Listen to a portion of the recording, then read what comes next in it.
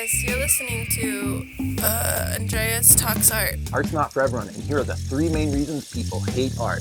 That's right, not everyone loves art, and that's okay, because everyone is born in different situations. They live around different people, and they form their own ideas of the world. And at the end of the day, it's plain and simple, art's just not everyone's thing. And it doesn't mean they necessarily hate it, but the way they might communicate it with you might seem like they hate it. And that's not something to be offended of. You just have to take this into consideration, that not everyone is going to appreciate art the way you appreciate art. So don't be offended if not everyone connects with art in the same way you do. The second reason people hate art is they don't understand it. And, you'll see those big pieces, right, that are just a plain canvas. Maybe they do a solid color, maybe a little texture, and they're priced for hundreds of thousands of dollars. And, this is something that can be hated on by a lot of people because, there's this money connected to this piece. And in your mind, you're not making the connection that they made. And at the end, it doesn't really matter. As long as someone is connected to that piece, that's what makes it art. You don't have to connect with every piece, and you don't have to understand every piece. And not everyone is going to understand every piece.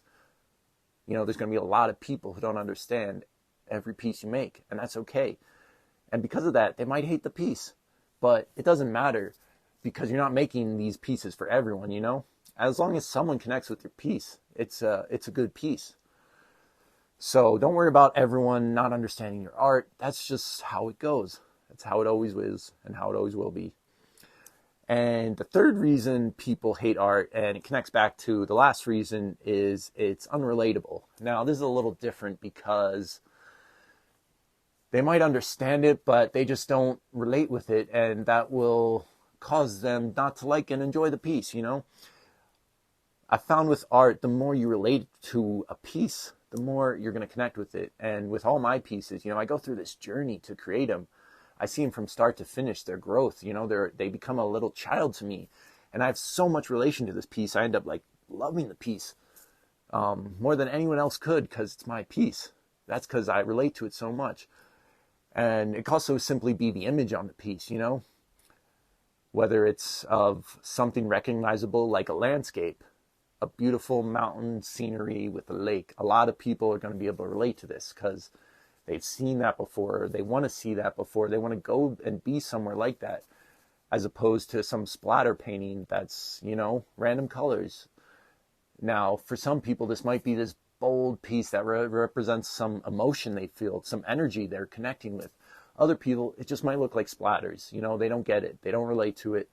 It's not their thing, and that's totally fine. And that's how art is, You make a piece for yourself at the end of the day, and you hope it connects with others.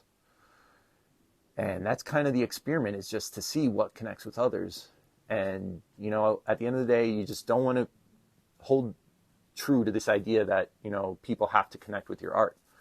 Just make an experiment and see what people connect with, see what people don't connect with, and learn from it, grow from it.